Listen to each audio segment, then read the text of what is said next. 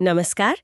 आज हम supreme court के एक अहम फैसले पर थोड़ी गहराई से चर्चा कर रहे हैं। जी। ये है कैनरा बैंक बनाम एम महेश कुमार का मामला। हाँ, 15 मई 2015 का जजमेंट है ये। सोचिए किसी परिवार के कमाने वाले सदस्य की अचानक मृत्यु हो जाए और वो मदद के लिए बैंक के पास जाएं उस वक्त के नियमों के तहत। लेकिन कुछ साल बाद बैंक कहे कि अरे नियम तो बदल गए, अब वो मदद नहीं मिल सकती। हाँ, यही इस केस का बिल्कुल क्रक्स था। तो ये मामला है अनुकंपा नियुक्ति का, जिसे कंपैशनेट अपॉइंटमेंट कहते हैं। सवाल सीधा था, अगर नौकरी के दौरान कर्मचारी की मृत्यु हो जाए और बाद में संस्था मतलब बैंक यहाँ पर अपनी पॉलिसी बदल दे, तो क्या परिवार पुरानी पॉलिसी के हिसाब से नौकरी मांग सकता है? एग्जैक्टली। तो चलिए देखते हैं कोर्ट ने इस उलझन को कैसे सुलझाया और इसके क्या मायने हैं। जरूर। तो कहानी शुरू होती है 1998 में। कैनरा बैंक के क्लर्क थे, उनकी सर्विस के दौरान डेथ हो गई। जी। उनके बेटे एम महेश कुमार ने फिर अनुकंपा नियुक्ति के लिए अप्लाई किया। बैंक की उस समय एक स्कीम चलती थी, डाइंग इन हार्नेस स्कीम, 1993 की पॉलिसी थी ये। हाँ, वो 1993 वाली स्कीम का मकसद ही यही था कि अगर घर का कमाने वाला चला जाए तो परिवार को फौरन एक तरह का आर्थिक सहारा मिले नौकरी के रूप में। लेकिन बैंक ने 1999 में महेश कुमार की एप्लीकेशन रिजेक्ट कर दी। हाँ, ये कहकर कि परिवार की जो माली हालत है वो इतनी खराब नहीं है, मतलब वो जरूरतमंद या इंडिजेंट कैटेगरी में नहीं आते। अच्छा, फिर मामला आगे बढ़ा, केरल हाई कोर्ट गया। जी, और हाई कोर्ट ने बैंक को डायरेक्शन दिया है कि आप 1993 की स्कीम के हिसाब से ही इस दावे पर दोबारा गौर करें। पर बैंक नहीं माना। बैंक इस फैसले के खिलाफ चला गया सुप्रीम कोर्ट।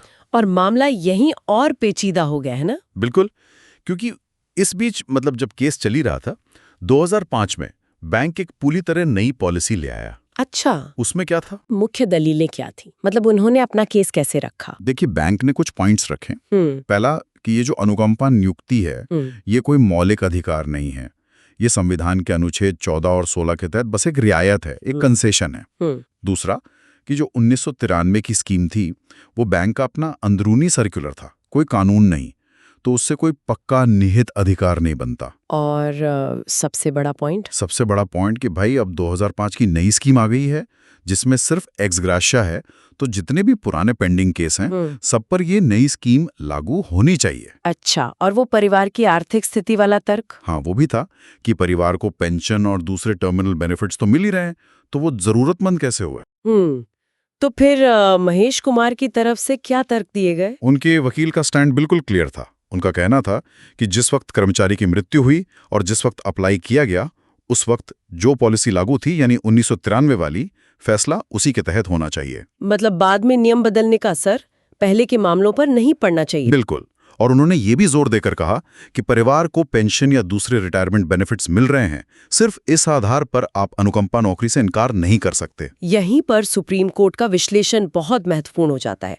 कोर्ट ने क्या कहा? कोर्ट ने पहले तो स्थापित कानूनी सिद्धांत दोहराए कि हाँ, अनुकंपा नियुक्ति का उद्देश्य परिवार को अचानक आए फाइनेंशियल संकट से उबारना है, ये कोई रेगुलर भर्ती का तरीका नहीं है। ठीक है। और नौकरी तभी मिलनी चाहिए जब परिवार वाकई में संकट में हो, जरूरतमंद हो। लेकिन पॉलिसी बदलने वाले पॉइंट पर कोर्ट का क्या रुख था? वही सबसे निर्णायक बिंदु था। कोर्ट ने साफ कहा कि किसी भी दावे पर विचार उस स्कीम या पॉलिसी के तहत ही किया जाना चाहिए जो कॉज ऑफ एक्शन यानी घटना होने के समय, इस केस में कर्मचारी की मृत्यु के समय लागू थी। अच्छा, मतलब पुरानी पॉलिसी ही लागू रहेगी? जी। कोर्ट ने एक पुराने केस जसपाल कौर केस का हवाला भी दिया। कहा कि ये जो 2005 की नई स्कीम है ये महज एक प्रशासनिक आदेश है, इसे आप पिछली तारीख से लागू करके यानी रेट्रोस्पेक्टिव इफेक्ट देकर किसी का वो अधिकार नहीं छीन सकते जो उसे पुरानी 1993 की स्कीम से मिला था। ये तो बहुत साफ बात कह दी कोर्ट ने। हाँ, मतलब आप खेल के बीच में नियम नहीं बदल सकते, खासकर जब किसी के अधिकार की बात हो। और वो पेंशन और टर्मिनल बेनिफिट्स वाली दलील, क्या उसे आधार माना जा सकता है नौकरी न देने का? नहीं, कोर्ट ने उस पर भी स्थिति स्पष्ट की। एक और केस बलबीर कौर का जिक्र करते हुए कहा कि पेंशन या दूसरे लाभ मिलना अपनी जगह है, लेकिन वो उस तत्काल मदद का विकल्प नहीं हो सकते जो एक नौकरी दे सकती है। मतलब वो दोनों अलग अलग चीजें हैं। बिल्कुल। ये लाभ कर्मचारी की पिछली सर्विस के बदले मिलते हैं, जबकि अनुकंपा नियुक्ति भविष्य के संकट से निपटने के लिए होती है। दिलचस्प बात ये भी है कि शायद बैंक ने बाद में फिर से अनुकंपा नियुक्ति शुरू कर दी थी। हाँ, कोर्ट ने ये भी नोट किया कि 2014 में बैंक ने अनुकंपा नियुक्ति की स्कीम फिर से लागू कर दी थी, जिसने वैसे भी 2005 वाली स्कीम को एक तरह से खत्म कर दिया था। तो अंत में फैसला क्या हुआ? सुप्रीम कोर्ट ने क्या निर्देश दिया?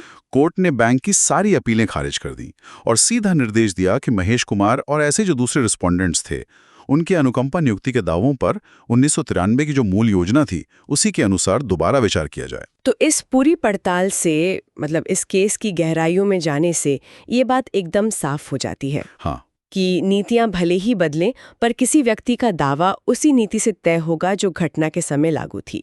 ये कर्मचारियों और उनके परिवारों के अधिकारों के लिए एक बहुत बहुत बड़ा सिद्धांत है।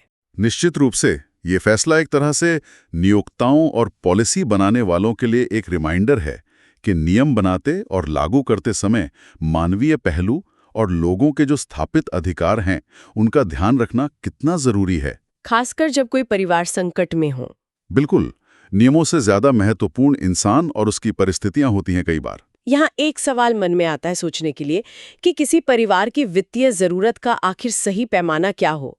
क्या सिर्फ नियमों को देखना काफी है, या फिर हर केस की जो अपनी अनूठी परिस्थितियां होती हैं उन पर ज्यादा ध्यान देने की जरूरत है? ये एक ऐसा सवाल है जिस पर शायद आगे भी सोचने की जरूरत है। सही कहा, इस पर विचार जरूर होना चाहिए।